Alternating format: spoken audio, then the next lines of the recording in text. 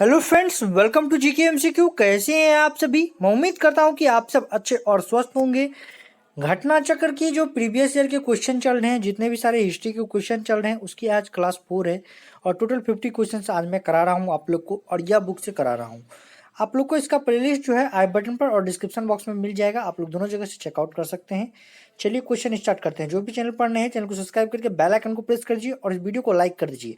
और यदि आप लोग को वीडियो अच्छा लगेगा तो कमेंट में नेक्स्ट पार्ट टाइप कर दीजिएगा, और ताकि आप लोग को मैं नेक्स्ट पार्ट प्रोवाइड करा सकूं।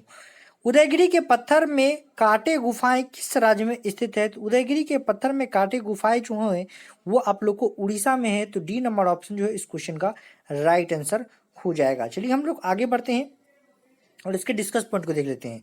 उड़ीसा वर्तमान उड़ीसा के उदयगिरी एवं खंडगिरी में खारवेल राजा के कार्यकाल के दौरान पत्थरों को काटकर गुफाओं का निर्माण किया गया था, और उदयगिरी में स्थित गुफाओं में से सबसे बड़ी गुफा रानी गुफा है।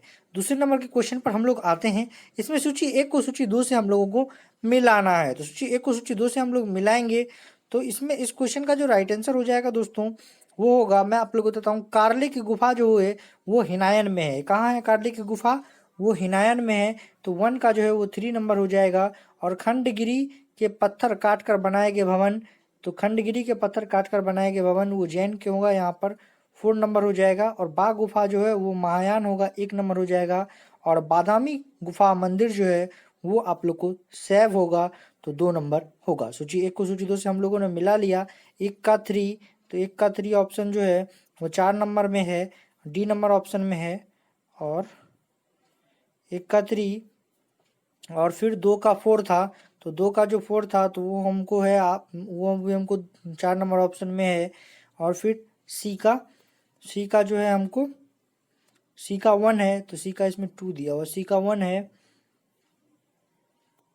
तो सी का 1 होगा। और डी का जो है 2 होगा, इसमें डी का 1 दिया हुआ है। और दोस्तों ए नंबर ऑप्शन जो है इस क्वेश्चन का राइट आंसर है।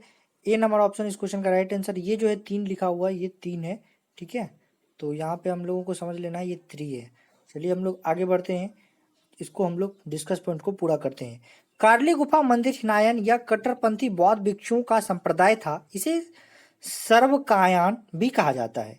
धर्म से संबंधित है। खंडगिरी के पत्थर काटकर बनाए गए भवन जैन धर्म से संबंधित है। खंडगिरी उड़ीसा पर खारवेल ने जैनों के लिए मठ बनवाए थे। बाघ गुफा बौद्ध महायान धर्म से संबंधित है। और बदामी से चालुक्य पुलकेशिन प्रथम 543 से 566 ने शैव मंदिर का निर्माण करवाया था। निम्न के शासकों में से किसने प्रत्येक 5 वर्ष पर प्रयाग में धार्मिक सम्मेलन किया? इस क्वेश्चन का जो राइट आंसर हो जाएगा दोस्तों, वो हो जाएगा हर्षवर्धन, जो कि हम लोग के सी नंबर ऑप्शन में है। बौद्ध धर्म अपनाने के बाद हर्ष प्रत्येक वर्ष बौद्ध विद्वानों के बाद विवाद के लिए आमंत्रित करता था, और वह प्रत्येक 5वें वर्ष प्रयाग में धार्मिक सम्मेलन करवाता था। 6ठी से 8वीं सदी में निम्नलिखित के द्वारा मंदिर निर्माण को पर्याप्त संरक्षण मिला। इस क्वेश्चन का जो राइट आंसर होगा दोस्तों, वो होगा पल्लव और चालुक्य, जो कि हम लोग के ए नंबर ऑप्शन में है। तो ए नंबर ऑप्शन जो है इस क्वेश्चन का राइट आंसर होगा। 6ठी और 8वीं सदी में 550 से 750 ईस्वी पल्लव और चालुक्य राजवंश ने मंदिर निर्माण को पर्याप्त संरक्षण प्रदान किया। मंदिरों की उत्तरी शैली किस रूप में जानी जाती है? तो मंदिरों की जो उत्तरी शैली है दोस्तों, वो नागर के रूप में जानी जाती है। तो बी नंबर ऑप्शन जो है इस क्वेश्चन का राइट आंसर होगा। तो भारत में गुप्त काल से मंदिर निर्माण के अवशेष दिखाई देते हैं। आरंभ काल के मंदिर सपाट छत वाले थे। धीरे धीरे इन पर शिखरों का निर्माण होने लगा। 7वीं सदी में उत्तर भारत में निर्मित इन मंदिरों के शिखरों की अपनी विशेष शैली थी, जिन्हें नागर शैली के रूप में जाना जाने लगा। और दक्षिण भारत के मंदिरों में बनाए जाने वाले शिखरों को द्रविड़ शैली के शिखर कहा जाने लगा। चलिए हम लोग आगे बढ़ते हैं। चित्रकलाओं पेंटिंग्स में बृहद पैमाने की भित्ति चित्रों ने लघुचित्र शैली का मार्ग प्रशस्त किया। इस क्वेश्चन का जो राइट आंसर हो जाएगा दोस्तों, वो हो जाएगा 6ठी शताब्दी ईस्वी के बीच, जो कि हम लोग के ए नंबर ऑप्शन में है। ए नंबर ऑप्शन इस क्वेश्चन का राइट आंसर होगा। भारत में चित्रकला गुप्त में अपने चरम पर थी, और गुप्त काल तक चित्रकला में पूर्णतः आ गया। इसी कारण 6ठी शताब्दी ईस्वी में के बाद जो है लघु चित्र शैली का मार्ग प्रशस्त हुआ। तो महाबलीपुरम में स्थित मंदिर डैश संबंधित है, काकतीय वंश से, चोल वंश से, पल्लव वंश से या गुप्त वंश से। इस क्वेश्चन का जो राइट आंसर हो जाएगा दोस्तों वो हो जाएगा पल्लव वंश से। सी नंबर ऑप्शन इस क्वेश्चन का राइट आंसर होगा। तो चलिए हम लोग इसके डिस्कस पॉइंट को देखते हैं। पल्लव नरेश नरसिंहवर्मन प्रथम द्वारा महाबलीपुरम में एकाश्मक रथों का निर्माण करवाया गया और तमिलनाडु में मद्रास से 40 मील की दूरी पर समुद्र तट पर स्थित यह नगर पल्लव काल में प्रसिद्ध समुद्री बंदरगाह था, कला का केंद्र था। महाबलीपुरम के रथ मंदिर कठोर चट्टानों को काटकर बनाए गए हैं, इन्हें सप्त पगोड़ा कहा जाता है। चलिए हम लोग आगे बढ़ते हैं। मंदिर निर्माण कला में विमान शैली का प्रचलन किसके शासनकाल में हुआ? इस क्वेश्चन का जो राइट आंसर होगा दोस्तों वो होगा चोल वंश, जो कि हम लोग के बी नंबर ऑप्शन में है। बी नंबर ऑप्शन इस क्वेश्चन का राइट आंसर है। मंदिर निर्माण कला में विमान शैली का प्रचलन चोल शासनकाल में हुआ। विशालकाय विमान शिखर, मध्य में विस्तृत आंगन तथा प्रवेश द्वार चोल मंदिरों की विशेषता है। तंजौर के बृहद मंदिर का निर्माण डैश ने किया? इस क्वेश्चन का जो राइट आंसर होगा वो होगा राजाराज चोल, जो कि हम लोग के बी नंबर ऑप्शन में है। तो बी नंबर ऑप्शन इस क्वेश्चन का राइट आंसर हो जाएगा। पूर्व मध्य काल में तंजौर या तुंजाबुर नगरी चोल साम्राज्य की राजधानी थी। तंजौर को मंदिरों की नगरी कहना अधिक उपयुक्त होगा क्योंकि यहाँ पर 75 छोटे बड़े मंदिर हैं।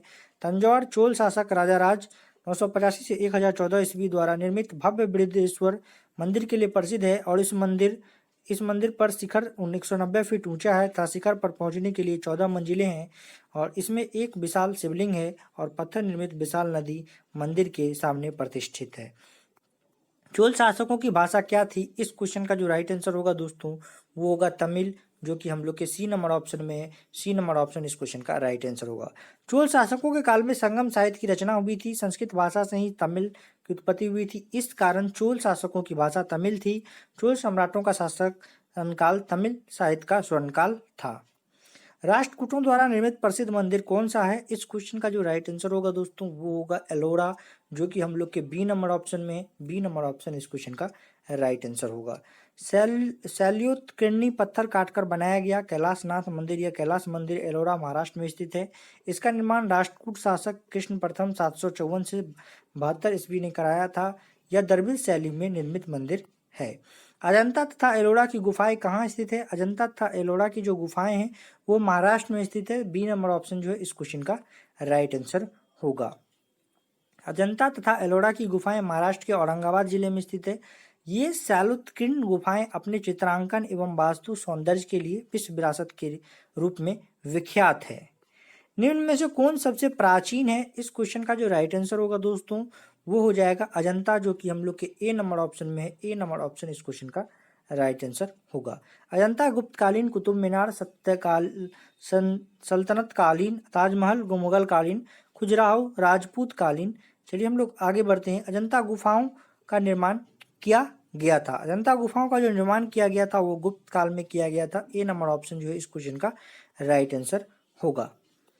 तो इसकी डिस्कस पॉइंट को हम लोग पढ़ते हैं। अजंता की गुफाएं बौद्ध धर्म द्वारा प्रेरित है। इसमें बौद्ध धर्म से संबंधित जातक कथाओं का चित्रण है। यह महाराष्ट्र के औरंगाबाद जिले में 2वीं शताब्दी ईसा पूर्व से 7वीं शताब्दी ईस्वी तक की है। अजंता में निर्मित कुल 29 गुफाओं में वर्तमान में केवल 6 ही गुफा है। 1, 2, 9, 10, 16, 17 शेष है। इन 6 गुफाओं में गुफा संख्या 16 व 17 ही गुप्तकालीन है। अजंता गुफाएं वर्ष 1983 से यूनेस्को विश्व धरोहर स्थल की सूची में सम्मिलित है। अजंता की गुफाओं से बनी मूर्तियां क्या दर्शाती है? इस क्वेश्चन का जो राइट आंसर होगा वो होगा भगवान बुद्ध व उनका जीवन वृत्त, जो कि हम लोग के बी नंबर ऑप्शन में है। बी नंबर ऑप्शन इस क्वेश्चन का राइट आंसर होगा। हम लोगों ने उपयुक्त प्रश्न में इसकी व्याख्या देख चुके हैं। अजंता चित्रकला में दर्शाया गया है। अजंता चित्रकला में क्या दर्शाया गया है? तो अजंता चित्रकला में यहाँ पंचतंत्र दिया है, रामायण दिया है और महाभारत, और इनमें से कोई नहीं। तो अजंता चित्रकला में जो है इनमें से अजंता चित्रकला में ना पंचतंत्र दर्शाया गया है, ना रामायण, ना महाभारत। तो इनमें से कोई नहीं इस क्वेश्चन का राइट आंसर होगा। डी नंबर ऑप्शन जो है इस क्वेश्चन का राइट आंसर होगा। हम लोगों ने उपयुक्त प्रश्न में इसकी व्याख्या देख चुके हैं।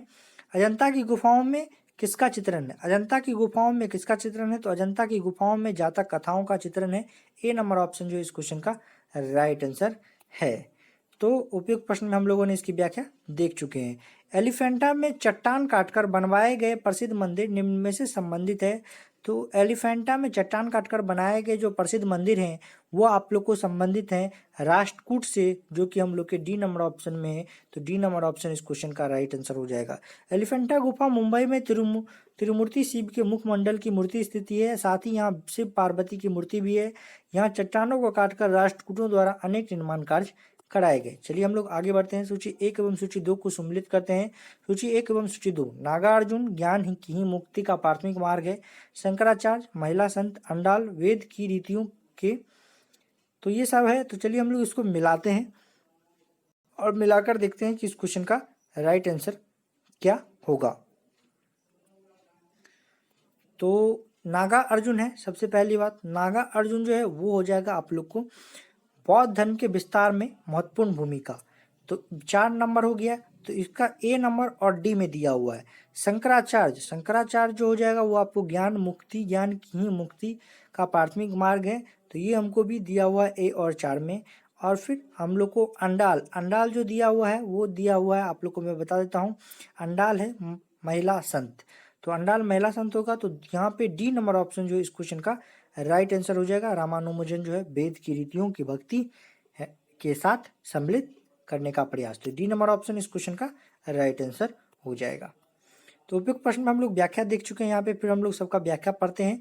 तो नागा अर्जुन कनिष्क के समय का प्रसिद्ध बौद्ध धर्म का आचार्य था। इसने शून्यवाद का प्रतिपादन कर बौद्ध धर्म के विस्तार में महत्वपूर्ण योगदान दिया। शंकराचार्य अद्वैतवाद के समर्थक थे। इन्होंने भक्ति से ज्यादा ज्ञान पर बल दिया और ज्ञान के ही मुक्ति मार्ग बताया। अंडाल दक्षिण भारत की महिला अलवार संत थी। रामानुज ने ज्ञान प्राप्ति का आधार भक्ति को माना है। सूची 1 को सूची 2 से सम्मिलित करना है। चलिए हम लोग मिलाते हैं। जयदेव जो है वो लक्ष्मण सेन से होगा। विलन जो होगा वो विक्रमादित्य से होगा। और अमर सिंह जो होगा वो यशव वर्मन, अमर सिंह जो होगा वो चंद्रगुप्त द्वितीय से होगा। और बाक पितराज जो होगा यो यशो वर्मन कन्नौज का होगा। तो चलिए हम लोग देख लेते हैं इस क्वेश्चन का जो हो जाएगा आप लोग को। ए का जो हो गया वो हो गया 2, बी का 1, सी का 4 और डी का 3। चलिए हम लोग देखते हैं किसमें है इसका आंसर। ए का 2, बी का 1 और सी का 4, ये जो है हम लोग को सी नंबर ऑप्शन में। सी नंबर ऑप्शन इस क्वेश्चन का राइट आंसर हो गया। और चलिए हम लोग इसके डिस्कस पॉइंट को देख लेते हैं। जयदेव लक्ष्मण सेन के दरबारी कवि थे। इन्होंने गीत गोविंद की रचना की। विक्रामदेव चरित्र के रचयिता बिल्हन विक्रमादित्य के दरबार में रहते थे। अमर सिंह चंद्रगुप्त द्वितीय के दरबारी कवि थे। इन्होंने अमरकोश नामक पुस्तक की रचना की थी। और वाकपति राज यशो वर्मन के दरबारी कवि थे। इन्होंने प्रसिद्ध गिरी गौडबोह है। चलिए हम लोग आगे बढ़ते हैं। अद्वैत सिद्धांत के प्रतिपादक कौन थे?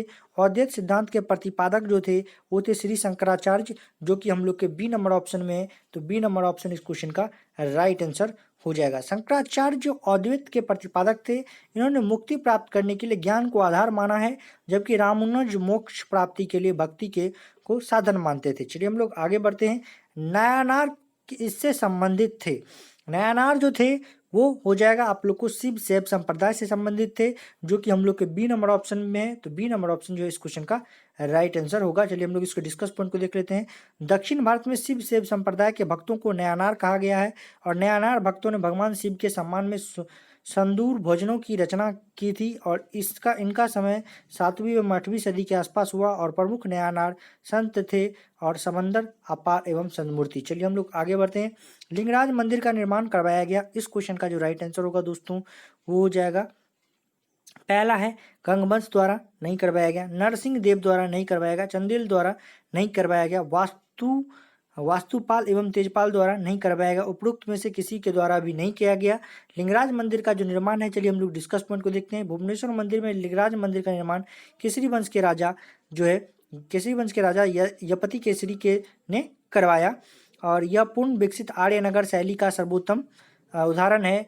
और गंग वंश के राजा अनंत वर्मन चोलगंग देर 1076 से 1048 ईस्वी द्वारा जगन्नाथ मंदिर पुरी एवं नरसिंह देव प्रथम 1238 से 1264 ईस्वी द्वारा कोपार का सूर्य मंदिर बनवाया गया। चंदेलों ने खुरजाओं के मंदिर बनवाए था। वास्तुपात और तेजपात ने दिलवाड़ा माउंट आबू स्थित जैन मंदिर बनवाए थे। चलिए हम लोग आगे बढ़ते हैं। निम्नलिखित में से क्या सुमेलित है? इस क्वेश्चन का जो राइट आंसर होगा दोस्तों वो होगा खजुराहो चंदेल, जो कि हम लोग के डी नंबर ऑप्शन में है। डी नंबर ऑप्शन इस क्वेश्चन का राइट आंसर होगा। मध्य प्रदेश के छतरपुर जिले में स्थित खजुराहो मंदिर वास्तुकला के नागर शैली में 12वीं शताब्दी के बीच चंदेल नरेश धंग चंदेल वंशी नरेशों ने खजुराहो मंदिर का निर्माण करवाया था। चलिए हम लोग आगे बढ़ते हैं। खजुराहो मंदिर किसके शासनकाल में बनवाए गए? इस क्वेश्चन का जो राइट आंसर होगा दोस्तों वो होगा चंदेल, जो कि हम लोग के सी नंबर ऑप्शन में है। सी नंबर ऑप्शन इस क्वेश्चन का राइट आंसर होगा। खजुराहो मंदिर चंदेल राजाओं के काल 10वीं से 12वीं सदी ईस्वी में बनवाए गए। खजुराहो मध्य प्रदेश के छतरपुर जिले में स्थित है। चलिए हम लोग आगे बढ़ते हैं। प्रसिद्ध खजुराहो की गुफाएं स्थित है। इस क्वेश्चन का जो राइट आंसर होगा दोस्तों वो हो जाएगा मध्य प्रदेश में, जो कि हम लोग के ए नंबर ऑप्शन में है।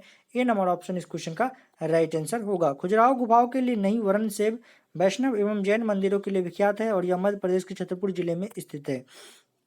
विख्यात तट मंदिर कहाँ स्थित है? इस क्वेश्चन का जो राइट आंसर होगा दोस्तों वो होगा मामल्लपुरम में, जो कि हम लोग के सी नंबर ऑप्शन में। सी नंबर ऑप्शन इस क्वेश्चन का राइट आंसर होगा। चलिए हम लोग आगे बढ़ते हैं, इसके डिस्कस पॉइंट को पढ़ते हैं। विख्यात तट मंदिर पल्लव शासक नरसिंह वर्मन द्वितीय राज सिंह 700 से 728 ईस्वी ने ममल्लपुरम अथवा महाबलीपुरम में बनवाया था। गोमतेश्वर की मूर्ति कहाँ स्थित है? इस क्वेश्चन का जो राइट आंसर होगा दोस्तों वो होगा कर्नाटक में, जो कि हम लोग के सी नंबर ऑप्शन में है। सी नंबर ऑप्शन इस क्वेश्चन का राइट आंसर हो जाएगा। गोमतेश्वर की मूर्ति कर्नाटक में स्थित है। इसका निर्माण चामुंडराय ने कराया था। चलिए हम लोग आगे बढ़ते हैं। नटराज नृत्य का देवता की मूर्ति है। इस क्वेश्चन का जो राइट आंसर होगा दोस्तों वो होगा चोल वंश की, जो कि हम लोग के बी नंबर ऑप्शन में है। बी नंबर ऑप्शन इस क्वेश्चन का राइट आंसर होगा। स्थापत्य के साथ साथ दक्षिणा कला यानी स्कल पिट्योर्च के क्षेत्र में भी चोल कलाकारों ने सफलता प्राप्त की। उन्होंने पत्थर तथा धातु की बहुसंख्यक मूर्तियों का निर्माण किया। क्योंकि चोल वंश के अधिकांश शासक उत्साही शैव थे, अतः इस काल में शैव मूर्तियों का निर्माण अधिक हुआ और सर्वाधिक सुंदर मूर्तियों नटराज की है, जो बहुत अधिक संख्या में मिलती है। मीनाक्षी मंदिर कहाँ अवस्थित है? इस क्वेश्चन का जो राइट आंसर होगा दोस्तों वो होगा मदुरई में, जो कि हम लोग के बी नंबर ऑप्शन में है। तो बी नंबर ऑप्शन इस क्वेश्चन का राइट आंसर होगा। मीनाक्षी मंदिर तमिलनाडु के मदुरई शहर में स्थित एक प्रसिद्ध मंदिर है और इस मंदिर को मीनाक्षी सुंदरेश्वर मंदिर या मीनाक्षी अम्मान मंदिर के नाम से भी जाना जाता है।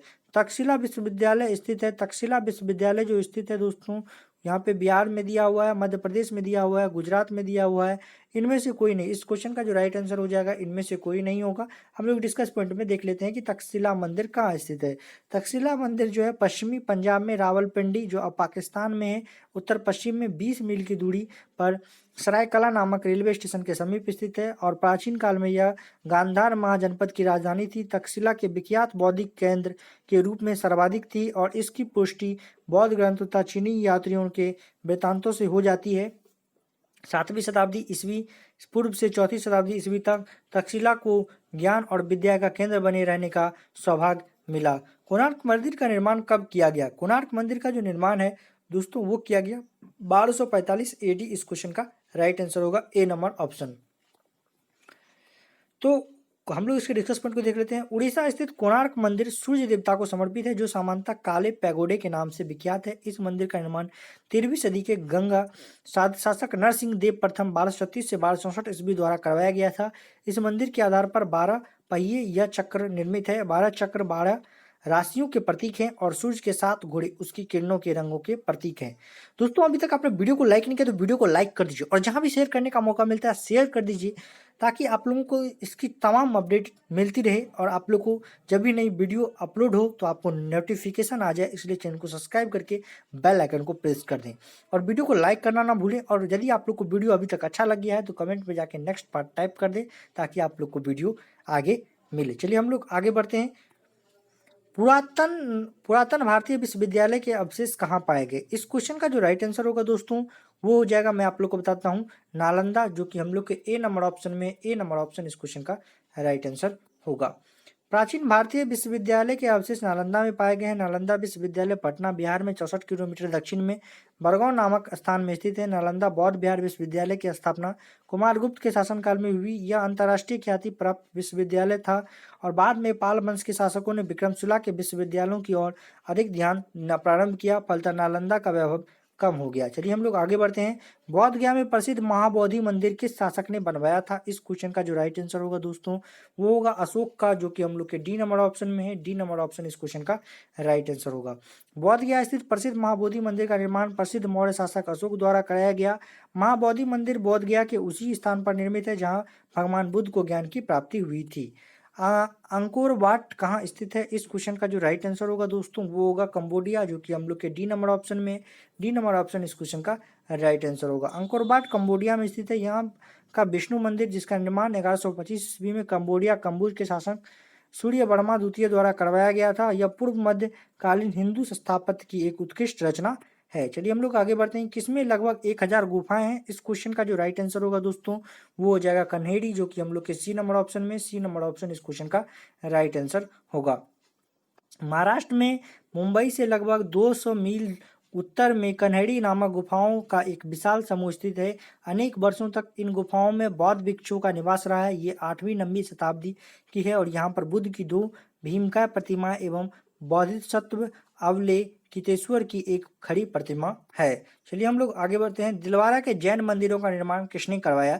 इस क्वेश्चन का जो राइट आंसर होगा दोस्तों वो होगा चालुक्यों ने, जो कि हम लोग के सी नंबर ऑप्शन में, सी नंबर ऑप्शन इस क्वेश्चन का राइट आंसर होगा। चालुक्य राजाओं के काल में 941 से 1240 ईस्वी गुजरात के अनिलवारा था राजस्थान के आबू पर्वत पर अनेक भव्य मंदिरों का निर्माण करवाया गया। आबू पर्वत पर 2 प्रसिद्ध संगमरमर के मंदिर है जिन्हें दिलवारा का जैन मंदिर कहा जाता है। पहले में आदित्यनाथ की मूर्ति है तथा दूसरे मंदिर को तेजपाल कहा जाता है। पहले मंदिर का निर्माण भीमदेव प्रथम के मंत्री विमल शाह ने करवाया। ईसा की 3री सदी में जबकि हुनों के आक्रमण के रोमन साम्राज्य को समाप्त कर दिया। भारतीय व्यापारी अधिकाधिक किस पर निर्भर रहते थे? इस क्वेश्चन का जो राइट आंसर होगा दोस्तों वो हो जाएगा दक्षिण पूर्व एशिया व्यापार, जो कि हम लोग का सी नंबर ऑप्शन है। सी नंबर ऑप्शन इस क्वेश्चन का राइट आंसर होगा। 3री सदी ईस्वी में हुनों द्वारा रोमन साम्राज्य के पतन के बाद भारतीय व्यापारियों ने दक्षिण पूर्व एशिया के साथ व्यापार को बढ़ावा दिया। तिरुपति मंदिर अवस्थित है। इस क्वेश्चन का जो राइट आंसर होगा दोस्तों वो हो जाएगा, मैं आप लोग को बताता हूँ, आंध्र प्रदेश में, जो कि हम लोग के बी नंबर ऑप्शन में, बी नंबर ऑप्शन इस क्वेश्चन का राइट आंसर होगा। तिरुपति मंदिर आंध्र प्रदेश में 7 पहाड़ियों के झुंड के शिखर पर स्थित है और यह मंदिर दक्षिण भारतीय मंदिर स्थापत्य का एक अद्भुत नमूना है। चलिए हम लोग आगे बढ़ते हैं। महाबलेश्वर अवस्थित है। महाबलेश्वर जो अवस्थित है दोस्तों वो है महाराष्ट्र में, जो कि हम लोग के बी नंबर ऑप्शन में, बी नंबर ऑप्शन इस क्वेश्चन का राइट आंसर होगा। महाबलेश्वर महाराष्ट्र का सुंदर पहाड़ी नगर है और यहाँ झील तथा सुंदर बाग है। यह पुणे से 120 किलोमीटर दूर है और यह एक पर्यटक स्थल है। संगम काल का सर्वाधिक महत्वपूर्ण नगर कौन सा है? इस क्वेश्चन का जो राइट आंसर होगा दोस्तों वो हो जाएगा हम लोग का मदुरै, जो कि हम लोग के डी नंबर ऑप्शन में, डी नंबर ऑप्शन इस क्वेश्चन का राइट आंसर होगा। कावेरी पट्टनम पहाड़ संगम युग में चोलों का प्रमुख बंदरगाह था और मदुरै साम्राज्यों की राजधानी थी तथा प्रथम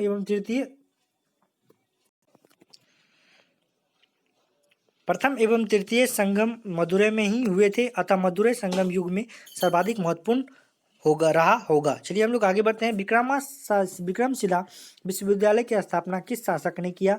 इस क्वेश्चन का जो राइट आंसर दोस्तों वो हो जाएगा धर्मपाल ने, जो कि हम लोग के डी नंबर ऑप्शन में है। डी नंबर ऑप्शन इस क्वेश्चन का राइट आंसर हो जाएगा। विक्रमशिला विश्वविद्यालय की स्थापना पालवंशीय शासक धर्मपाल 770 से 810 ईस्वी ने बिहार राज्य के भागलपुर से 25 मील की दूरी पर की थी और यहाँ बौद्ध धर्म एवं दर्शन के अतिरिक्त न्याय, तत्वज्ञान, व्याकरण आदि की शिक्षा दी जाती थी और यह बौद्ध धर्म के महायान शाखा का प्रमुख केंद्र था। मूर्तिकला का गंधार स्कूल निम्न शैलियों का एक सम्मिश्रण था।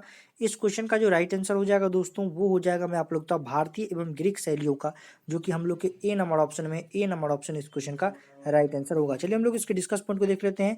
मूर्तिकला का गांधार स्कूल भारतीयों एवं ग्रीक शैलियों का सम्मिश्रण था। गांधार कला में सर्वप्रथम बुद्ध की मूर्ति का निर्माण किया गया और मथुरा कला भारतीय शैली की कला थी। तो बीटपाल तथा घीमन नामक भारत के 2 महानतम कलाकार किस युग से संबंधित थे? इस क्वेश्चन का जो राइट आंसर होगा दोस्तों वो होगा पाल युग से, जो कि हम लोग के ए नंबर ऑप्शन में है। ए नंबर ऑप्शन जो है इस क्वेश्चन का राइट आंसर होगा। चलिए हम लोग आगे बढ़ते हैं और इसके डिस्कस पॉइंट को देखते हैं। 9वीं शताब्दी में बंगाल के पाल राजाओं पाल युग के समय बीटपाल और धीमन दोनों प्रसिद्ध कलाकार एवं मूर्तिकार थे। ये नालंदा के निवासी थे। हम लोगों ने 44 क्वेश्चन किए हैं और इसके 6 क्वेश्चन कर लेते हैं। आज का 50 क्वेश्चन जो है पूर जाएगा। निम्नलिखित में से किस राजा ने कोणार्क के सूर्य मंदिर का निर्माण कराया था? इस क्वेश्चन का जो राइट आंसर होगा दोस्तों वो हो जाएगा नरसिंह देव प्रथम, जो कि हम लोग के डी नंबर ऑप्शन में, डी नंबर ऑप्शन इस क्वेश्चन का राइट आंसर हो जाएगा। कोणार्क के सूर्य मंदिर का निर्माण 13वीं सदी के गंग शासक नरसिंह देव नरसिंह प्रथम ने 1236 से 1267 ईस्वी ने कराया था और उड़ीसा में स्थित कोणार्क मंदिर सूर्य देवता को समर्पित है, जिसे सामान्यतः काला पैगोडा के नाम से जाना जाता है और इस मंदिर के आधार पर 12 चक्र निर्मित है और 12 चक्र 12 राशियों के प्रतीक हैं और सूर्य के 7 घोड़े उसकी किरणों के रंगों के प्रतीक है। चलिए हम लोग आगे बढ़ते हैं। निम्न में से किसने 711 ईस्वी में भारत पर आक्रमण किया? इस क्वेश्चन का जो राइट आंसर होगा दोस्तों वो हो जाएगा मोहम्मद बिन कासिम, जो कि हम लोग के डी नंबर ऑप्शन में, डी नंबर ऑप्शन इस क्वेश्चन का राइट आंसर हो जाएगा। दमिश्क के खिलाफ खलीफा वलीद और उसके इराकी गवर्नर हज्जाम ने 711 ईस्वी में उबैदुल्लाह के नेतृत्व में एक अभियान सिंध पर किया, परंतु वो पराजित हुआ और मारा गया। इसके पश्चात 712 ईस्वी में हज्जाम ने सिंध विजय का दायित्व मीर कासिम को सौंपा और वह वीर और कुशल सेनानायक था। उसने सिंध के शासक दाहिर को पराजित करके सिंध पर अधिकार कर लिया। चलिए हम लोग आगे बढ़ते हैं। पहला मुस्लिम आक्रमणकारी 712 ईस्वी में भारत आया था, उसका क्या नाम था? इस क्वेश्चन का जो राइट आंसर होगा वो होगा मोहम्मद बिन कासिम, जो कि हम लोग के डी नंबर ऑप्शन में, डी नंबर ऑप्शन इस क्वेश्चन का राइट आंसर होगा। 712 ईस्वी में मोहम्मद बिन कासिम के नेतृत्व में सिंध पर पहला मुस्लिम आक्रमण हुआ था। यह अरब देश का था। इस आक्रमण का कोई अस्थायी परिणाम नहीं हुआ। भारत का इस्लाम के साथ पहला संपर्क कब स्थापित हुआ? इस क्वेश्चन का जो राइट आंसर होगा दोस्तों वो होगा मालाबार तट पर अरबियों व्यापारियों के आगमन के बाद, जो कि हम लोग के डी नंबर ऑप्शन में, डी नंबर ऑप्शन इस क्वेश्चन का राइट आंसर होगा। इसे रिसर्च पॉइंट को देख लेते हैं। मीर कासिम के सिंध आक्रमण से पूर्व खलीफा उमर के समय में 636 ईस्वी में बंबई के निकट थाने के विजय के लिए एक अभियान भेजा गया, परंतु वह असफल रहा और इस अभियान के दौरान भारत के लोग सर्वप्रथम इस्लाम के संपर्क में आए और इसके बाद अनेक अरबी व्यापारी भारत के मालाबार समुद्री तट, पश्चिमी तट पर आकर बस गए। इसके बाद आपसी आदान प्रदान की प्रक्रिया शुरू हुई। महमूद गजनवी ने भारत पर कितनी बार आक्रमण किया? इस क्वेश्चन का जो राइट आंसर है दोस्तों वो हो जाएगा 17 बार, जो कि हम लोग के सी नंबर ऑप्शन में, सी नंबर ऑप्शन इस क्वेश्चन का राइट आंसर है। महमूद गजनवी ने भारत पर 17 बार आक्रमण किया। उसका सबसे पहला आक्रमण 1000 ईस्वी में हुआ, जिसमें वह कुछ सीमांत किलों पर अधिकार करने में सफल रहा। उसके बाद उसने हिंदू शाही शासक जयपाल को परास्त किया, जिसे उसके महमूद के इतिहासकारों ने ईश्वर का शत्रु लिखा है। और उसका अंतिम आक्रमण 1027 ईस्वी में सिंध के जाटों पर हुआ। चलिए हम लोग आगे बढ़ते हैं। महमूद गजनवी के आक्रमण का सामना करने वाला पहला भारतीय शासक कौन था? इस क्वेश्चन का जो राइट आंसर होगा दोस्तों वो होगा राजा जयपाल, जो कि हम लोग के बी नंबर ऑप्शन में, बी नंबर ऑप्शन इस क्वेश्चन का राइट आंसर होगा। महमूद गजनवी के आक्रमण का सामना करने वाला भारतीय शासक राजा जयपाल था।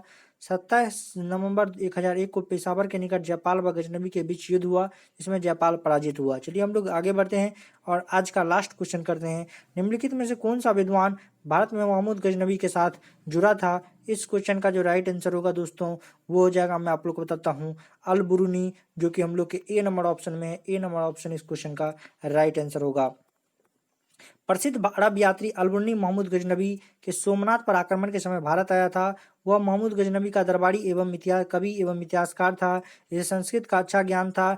यहाँ रहते हुए उसने खगोल विद्या, ज्योतिष्य और प्राकृतिक विज्ञान, धातुशास्त्र, पुराण, चिकित्सा शास्त्र व रसायन आदि विषयों का विस्तृत अध्ययन किया। और इसकी पुस्तक तहरीक ए हिंद 11वीं सदी के भारत का चित्र प्रस्तुत करती है। दोस्तों आज के लिए बस इतना ही। आप लोगों को वीडियो कैसा लगा मुझे कमेंट बॉक्स में बताइएगा, और नेक्स्ट पार्ट चाहिए तो आप लोग कमेंट बॉक्स में नेक्स्ट पार्ट टाइप कर दीजिएगा। और जो भी चैनल पर नए हैं चैनल को सब्सक्राइब करें और बेल आइकन को प्रेस कर लें। मैंने बहुत सारे अपने सेटिंग में जाकर चेक किया है कि बहुत सारे लोगों ने बेल आइकन प्रेस नहीं किया है और बहुत ही कम सब्सक्राइबर हैं। थोड़ा सब्सक्राइब जरूर करें। चलिए मिलते हैं नेक्स्ट वीडियो में। Okay bye.